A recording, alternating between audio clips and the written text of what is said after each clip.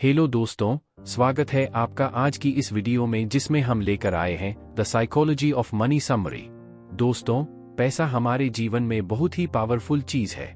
जहां एक ओर यह हमें सिक्योरिटी, कंफर्ट और फ्रीडम देता है, वहीं दूसरी ओर यही पैसा हमें तनाव और चिंता भी दे सकता है।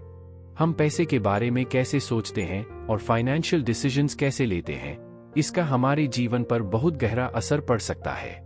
पैसे का मनोविज्ञान द साइकोलॉजी ऑफ मनी हमें बताती है कि इंसान और पैसे के बीच जटिल संबंध होता है। इसके कारण कई बार पैसे के मामले में हम अपनी समझ से काम लेने की जगह अपनी भावनाओं को हावी हो जाने देते हैं और तर्कहीन तरीके से सोचने और काम करने लगते हैं।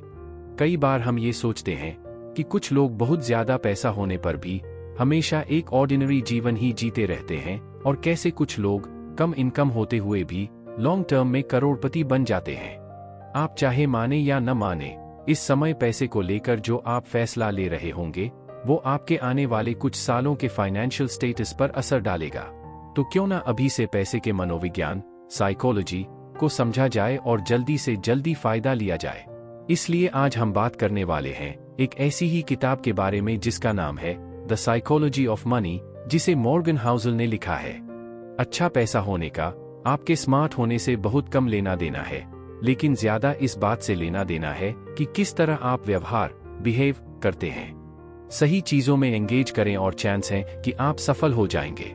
इसी तरह से आप में कितनी भी बुद्धिमत्ता, समझ या अंदर की खबर हो, ये आपको गलत व्यवहार से उपजे परिणाम से नहीं बचा सकता है। किताब का हर अध्याय चैप्टर एक इंसान को पैसे के प्रति व्यवहार और रवैया एटीट्यूड को दर्शाता है।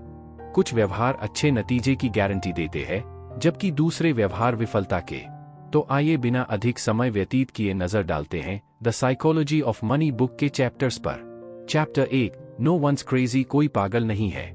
पैसे के बारे में अलग अलग लोगों के सोचने का तरीका भी अलग अलग होता है। जहां एक ओर कुछ लोग फ्यूचर के लिए पैसे सेव करते हैं, वहीं दूसरी ओर कुछ लोग सिर्फ आज ही में जीना पसंद करते हैं।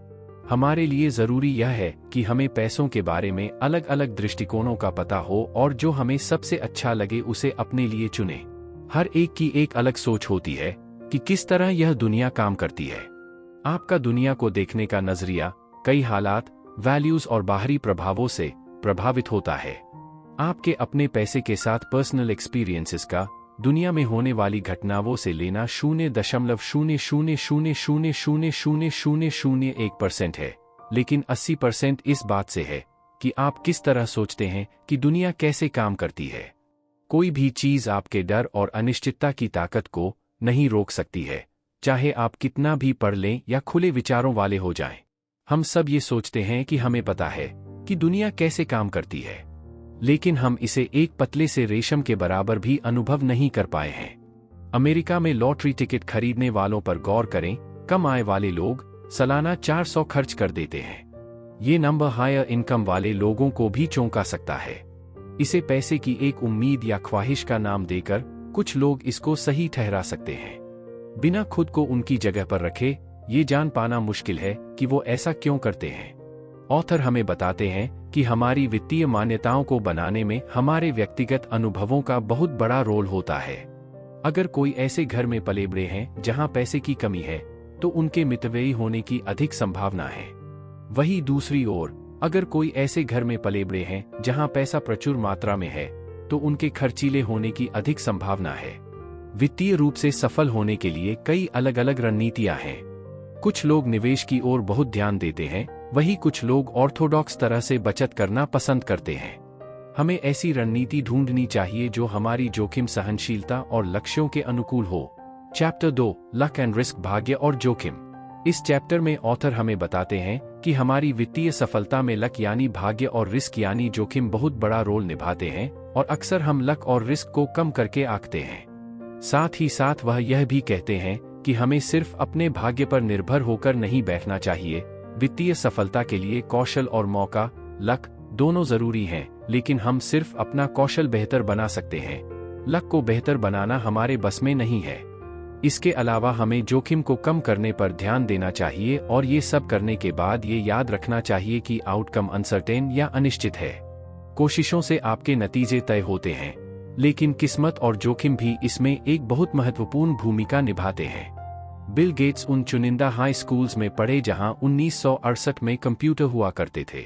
अगर शिक्षक बिल डुगॉल की कोशिश नहीं होती, जिन्होंने उस समय एक 3000 का कंप्यूटर खरीदा, तो इसकी संभावना कम है कि बिल गेट्स को वही करियर में सक्सेस मिलती।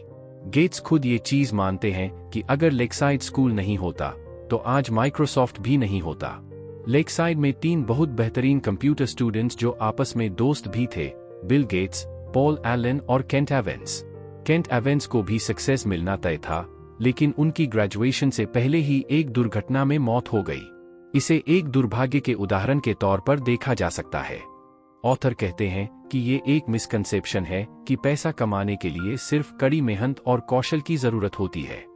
वह दुनिया में कई ऐसे अमीर लोग हैं जो सिर्फ अपने भाग्य की वजह से अमीर बने हैं, जैसे कि अमीर परिवारों में पैदा होना या सही समय पर सही जगह पर होना। ऑथर यह भी कहते हैं कि सबका भाग्य एक जैसा नहीं होता और यही वजह है कि किसी को मेहनत का फल जल्दी मिल जाता है और किसी को देर में मिलता है। कोई थोड़ी सी मेहनत करके की अमीर बन जाता है और कोई सारी उम्र मेहनत करने के बाद भी गरीब रह जाता है। हमारी वित्तीय सफलता पर कई अप्रत्याशित कारणों का भी असर पड़ता है और शेयर मार्केट अप्रत्याशित प्रणाली का एक प्रमुख उदाहरण है, जहां लोगों को अमीर और गरीब बनाने में अनप्रेडिक्टेबल चीजें बहुत बड़ा रोल निभाती हैं। ये अनप्रेडिक्टेबल चीजें इतनी पावरफुल होती हैं कि इनकी वजह से सबसे कुशल निवेशक भी पैसा खो सकते हैं। प्राकृतिक आपदाएं, युद्ध इत्यादि ऐसे ही कुछ अप्रत्याशित अनप्रेडिक्टेबल घटनाएं हैं जिनका हमारे वित्तीय जीवन पर बड़ा प्रभाव पड़ सकता है। ऑथर कहते हैं कि इन सब बातों से ये साबित होता है कि वित्तीय सफलता के लिए कौशल और मौका, लक चांस, दोनों जरूरी हैं। उनका सुझाव है कि हम अपने निवेश में विविधता लाकर और अप्रत्याशित के लिए बचत करके जोखिम को कम कर सकते हैं। साथ ही साथ हमें अनिश्चितता को ध्यान में रखते हुए सोचे समझे जोखिम लेने से नहीं डरना चाहिए। चैप्टर 3, नेवर इनफ, कभी पर्याप्त नहीं। इस चैप्टर में ऑथर ने हमें पर्याप्त धन के बारे में हमसे सवाल किया है कि हमारे लिए पर्याप्त पैसे का क्या मतलब है। वह कहते हैं कि यह हर किसी के लिए पर्याप्त अलग है।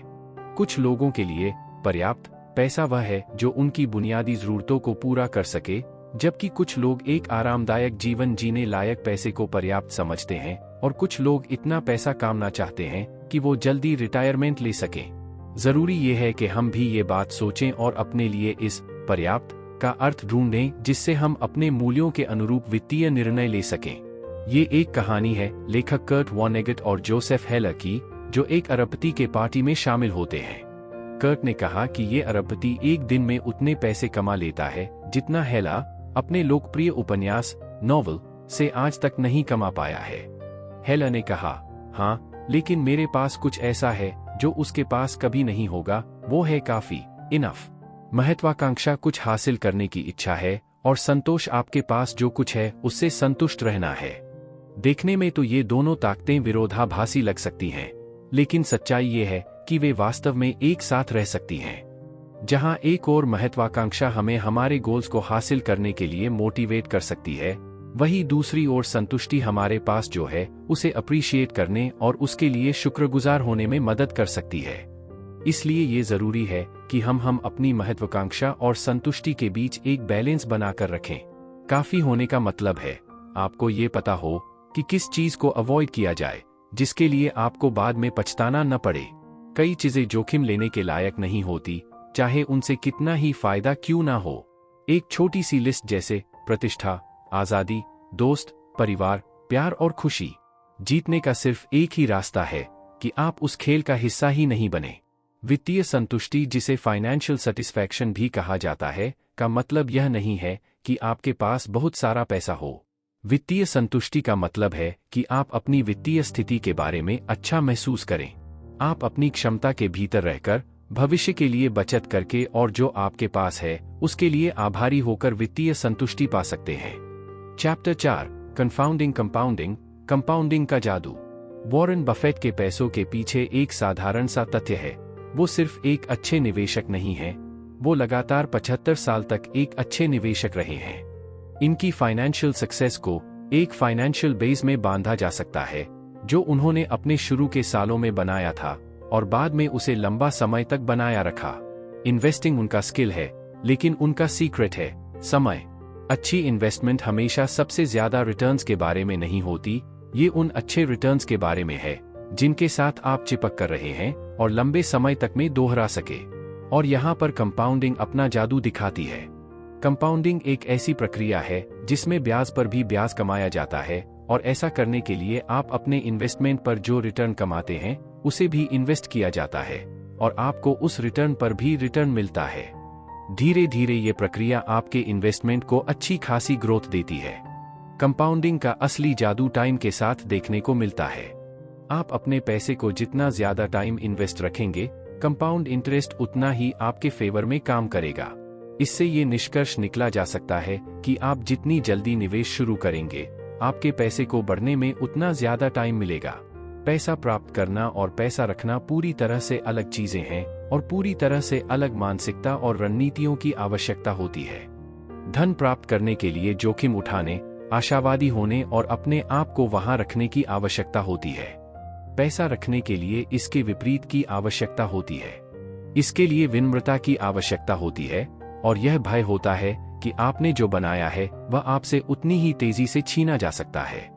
जैसा कि हमें ऊपर कहा है कि लंबी अवधि में कंपाउंडिंग सबसे अच्छा काम करती है, लेकिन हर किसी के पास इतना धैर्य नहीं होता और न ही कोई लंबी अवधि तक वेट करना चाहता है।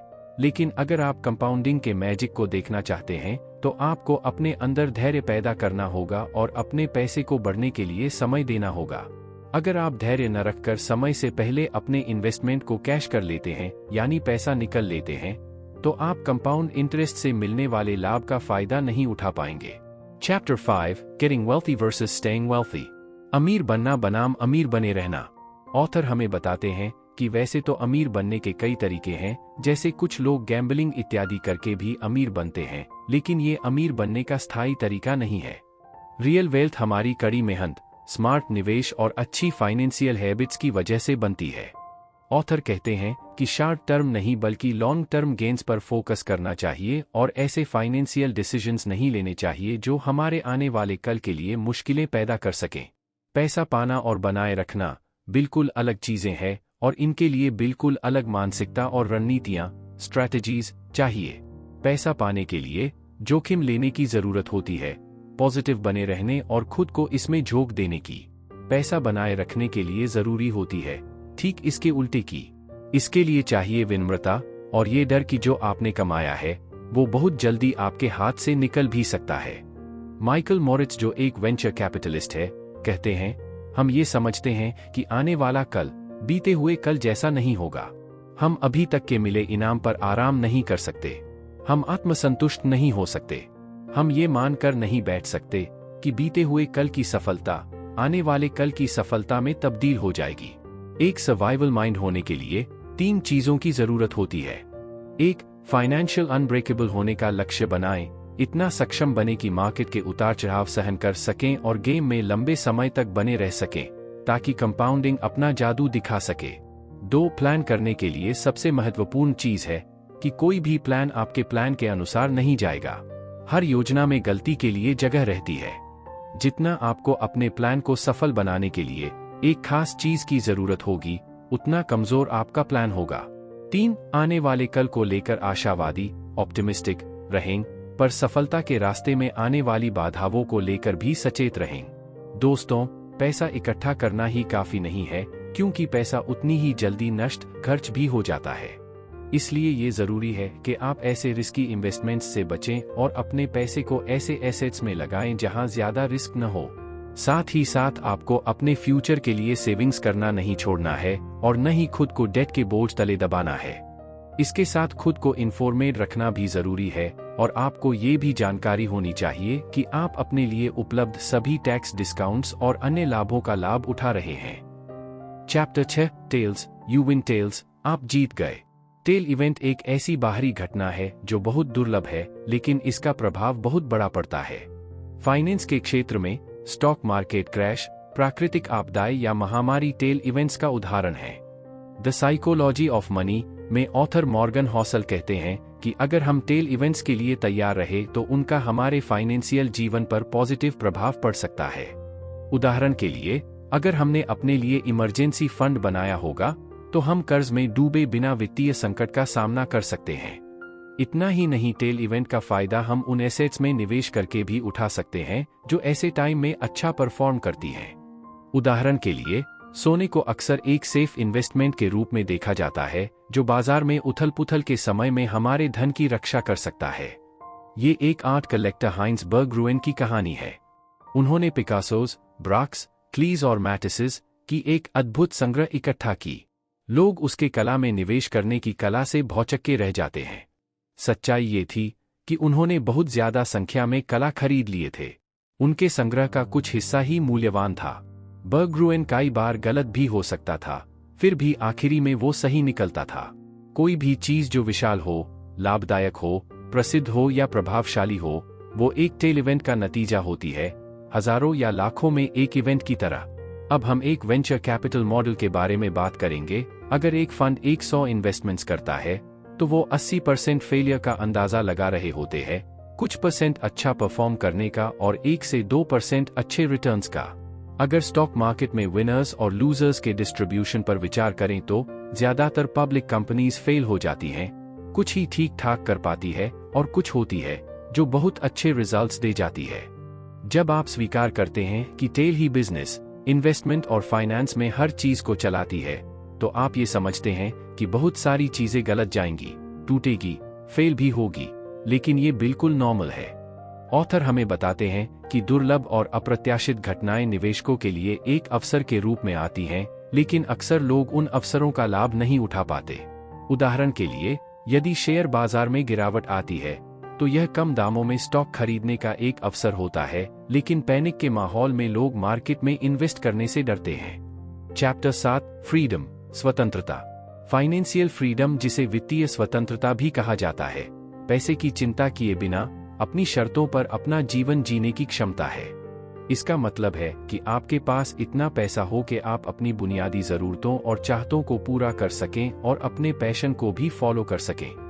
वित्तीय स्वतंत्रता हासिल करने के कई अलग अलग तरीके हैं। कुछ लोग इसे समझदारी से बचत और निवेश करके हासिल करते हैं। अन्य लोग अपना स्वयं का व्यवसाय शुरू करके इसे हासिल करते हैं और कुछ अन्य लोग लॉटरी जीतकर इसे हासिल करते हैं। वित्तीय स्वतंत्रता अलग अलग लोगों के लिए अलग मतलब रखती है। कुछ लोग अपनी पैसिव इनकम के सहारे जी पाने को वित्तीय स्वतंत्रता मानते हैं, तो कुछ इसे जल्दी रिटायरमेंट लेकर आराम का जीवन जीने की क्षमता के रूप में परिभाषित करते हैं। कुछ अन्य लोग इसे पैसों की चिंता किए बिना जब चाहें जो चाहे करने की क्षमता को वित्तीय स्वतंत्रता मानते हैं। वित्तीय स्वतंत्रता का हमारे जीवन पर गहरा मनोवैज्ञानिक असर पड़ता है।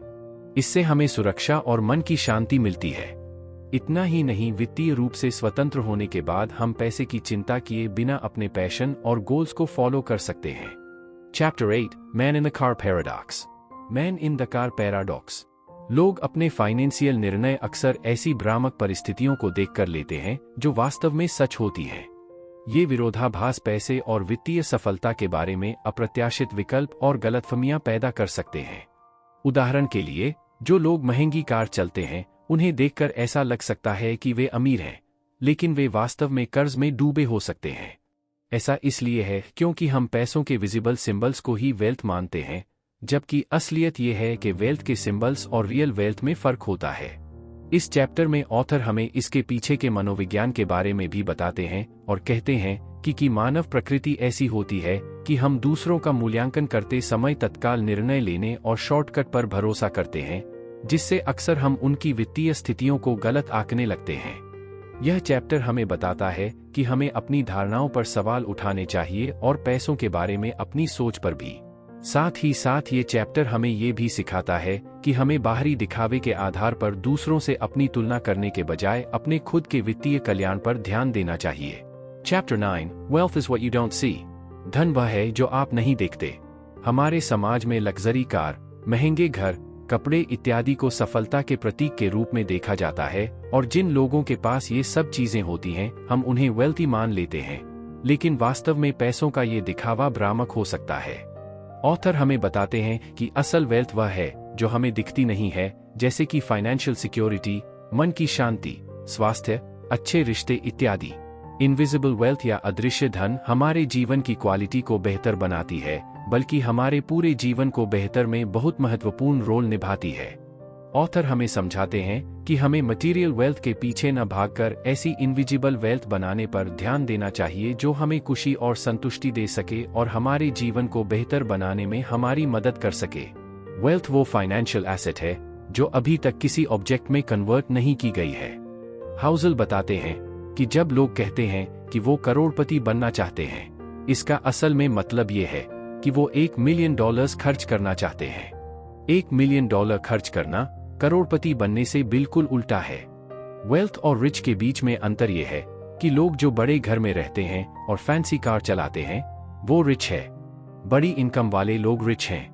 वो इस चीज को दिखाते हैं कि वो रिच है। वेल्थ छुपी हुई होती है। वेल्थ वो इनकम है जिसे सेव किया जाता है, ना कि खर्च। वेल्थ का होना है ऑप्शन का होना, फ्लेक्सिबिलिटी का होना और ग्रोथ का होना। वेल्थ का मतलब है वो खरीदने में सक्षम होना जिसकी आपको जरूरत है। चैप्टर 10 सेव मनी, पैसा बचाओ। एक निश्चित इनकम लेवल के बाद 3 तरह के लोग होते हैं। एक जो बचाते हैं यानी कि सेव करते हैं। 2 दूसरे जो सोचते ही नहीं है कि वो पैसा बचा सकते हैं। 3 तीसरे वो जिनको नहीं लगता कि उनको पैसा बचाने की जरूरत है। आपकी सेविंग रेट आपकी आय या इन्वेस्टमेंट रिटर्न से भी ज्यादा महत्वपूर्ण है। लोग क्या सोचते और महसूस करते हैं, इसके बारे में चिंता न करें। अपने समय के ऊपर नियंत्रण, कंट्रोल होना और ऑप्शंस होना दुनिया की सबसे मूल्यवान मुद्रा, करेंसी है। इस चैप्टर में मॉर्गन हॉसल कहते हैं कि जिंदा रहने के लिए पैसा कमाना जितना जरूरी है, पैसा बचाना भी उतना ही जरूरी है, क्योंकि सेविंग्स हमारे अनएक्सपेक्टेड खर्चों को पूरा करने और आने वाले कल की जरूरतों को पूरा करने के साथ साथ हमें फाइनेंशियल सिक्योरिटी भी देती हैं। अगर हमने सेविंग्स कर रखी होंगी तो हम आसानी से अपने पैशन को फॉलो कर सकते हैं और अपने गोल्स तक भी आसानी से पहुंच सकते हैं। जब पैसे बचाने की बात आती है तो हमारा मनोविज्ञान अक्सर हमारे खिलाफ काम करता है। ऐसा इसलिए है क्योंकि हम लॉन्ग टर्म बेनिफिट्स को न देखकर ऐसी चीजों से खुश हो जाते हैं जो हमें तुरंत संतुष्टि देती हैं। दूसरे शब्दों में ये भी कहा जा सकता है कि ह्यूमन बिहेवियर ऐसा होता है कि वो इंस्टेंट ग्रेटिफिकेशन को लॉन्ग टर्म बेनिफिट्स पर तरजीह देता है। इसे प्रेजेंट बायस कहा जाता है। भविष्य के लिए बचत और वर्तमान का आनंद लेने के बीच संतुलन बनाना जरूरी है।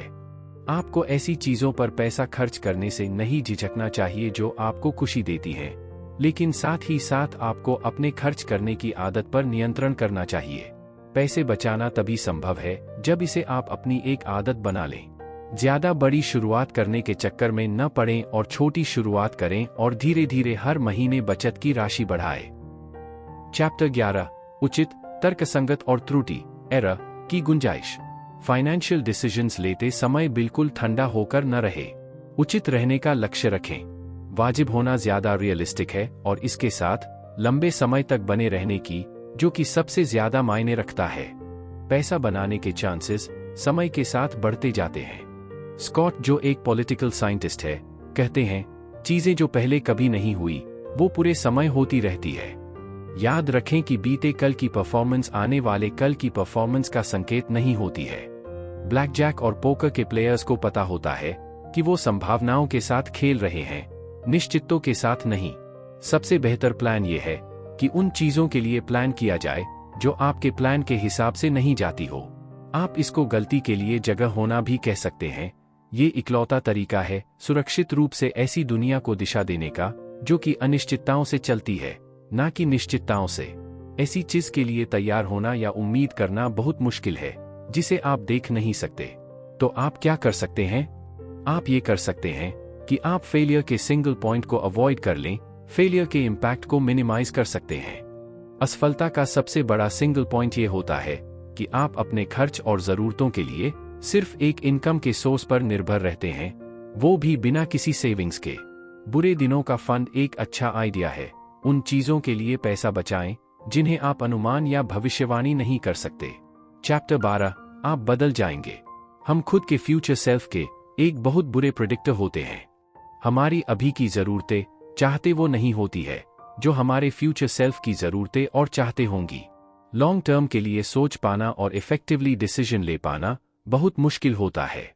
क्या सच्चाई को स्वीकार करें कि एक इंसान बदलाव होने के लिए ही बना है। आज जो आपके लिए मायने रखता है, हो सकता है आने वाले 10 साल में उसका कोई मतलब ही नहीं रहे। डूबा हुआ लागत, संक कॉस्ट, बीते हुए कल के बुरे फैसले को आगे बढ़ाते जाना, जिसकी भरपाई होना अब संभव नहीं है। ऐसी दुनिया में जो लगातार बदल रही है, ये एक शैतान का काम करता है। ये हमारे भविष्य को हमारे अतीत का गुलाम बना देता है। ये उस अजनबी की तरह है जो आपकी जिंदगी के बड़े फैसले लेता है। जैसे कि आपने एक बिजनेस में इन्वेस्ट किया और बुरी तरह फेल हो गए, अब आप इसे जारी रखने का सोचते हैं क्योंकि आप बहुत पैसा लगा चुके हो, बिना ये सोचे कि आगे भी चलकर ये जरूरी नहीं है कि आप पैसा बना लेंगे। जो चला गया वो डूबा हुआ लागत, संक कॉस्ट है। जरूरी है कि हम होने वाले नुकसान से खुद को बचाएं। पैसों के साथ जुड़ी कई चीजों के लिए ये जानना है कि उसकी कीमत क्या है और उसे चुकाने के लिए तैयार रहना। सफल इन्वेस्टिंग एक कीमत मांगती है, लेकिन इसकी करेंसी डॉलर या सेंट नहीं होती। ये होती है अस्थिरता, डर, शंका, अनिश्चितता और पछतावा। ये सारी चीजों को अनदेखा करना आसान है जब तक कि हम असली में इन्हें फेस नहीं कर लेते। बहुत कम लोग में ये कहने का स्वभाव होता है कि ठीक है, अगर मैं अपना 20% पैसा गवा देता भी हूं तब भी मैं ठीक हूं। लेकिन अगर आप अस्थिरता को एक फीस की तरह देखने लगते हैं तो चीजें अलग दिखती है।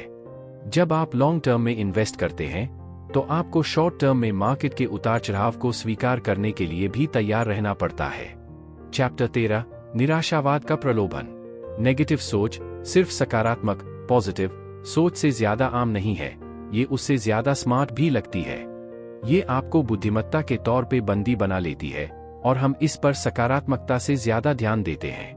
अगर आप किसी को ये बताएंगे कि सब कुछ ठीक हो जाएगा, तो या तो आपसे वो दूर निकल लेंगे या आपको उलझन भरी निगाहों से देखेंगे। किसी को ये बताएं कि उन पर खतरा है और आपको उनकी पूरी अटेंशन मिलेगी। डैनियल कहते हैं, ये पॉजिटिव और नेगेटिव एक्सपेक्टेशंस और एक्सपीरियंस के पावर के बीच की असमानता का एक एवोल्यूशनरी हिस्ट्री है। ऑर्गेनिजम्स खतरों को अवसरों से ज्यादा जरूरी मानकर काम करते हैं, उनके जीवित रहने और रिप्रोड्यूस करने के मौके ज्यादा बनते हैं। 2000 में जब तेल के मूल्य बढ़े, कुछ खास तरह से तेल निकालना इकोनॉमिकली संभव हो सका। आवश्यकता आविष्कार की जननी है और मानवता अनंत, इन्फिनिट रूप से इनोवेटिव है। लोग बाधाओं और समस्याओं को नए समाधान, सॉल्यूशन के साथ जवाब देते हैं। खतरों के साथ समान परिमाण के समाधान भी आते हैं। इकोनॉमिक हिस्ट्री का ये एक कॉमन प्लॉट है जिसे अक्सर नकारात्मक विचारक द्वारा भुला दिया जाता है। प्रोग्रेस धीमी होती है, लेकिन झटके और आपदा जल्दी और ज्यादा प्रभावशाली होते हैं। रातों रात बहुत सारी संधियां, ट्रीटीज होती हैं, लेकिन शायद ही कभी रातों रात चमत्कार होता है। ग्रोथ बनती है कंपाउंडिंग से, जो कि हमेशा समय लेती है। डिस्ट्रक्शन होते हैं फेलियर के सिंगल पॉइंट, जो कि कुछ सेकंड्स में हो जाते हैं, और कॉन्फिडेंस लूज होना, वो भी एक झटके में हो जाता है। चैप्टर 14, कबूलनामा, कन्फेशन। इस लेसन में लेखक कुछ अपने फाइनेंशियल बिहेवियर और विश्वास को हाईलाइट करते हैं। हाउसल के फाइनेंशियल डिसीजन की एक ही ड्राइव है, स्वतंत्रता। वो कम खर्च वाली एक्टिविटीज में खुशी खोजते हैं, जैसे एक्सरसाइज, रीडिंग, पॉडकास्ट और लर्निंग। उनके पास कर्ज के पैसे से लिया हुआ घर नहीं है।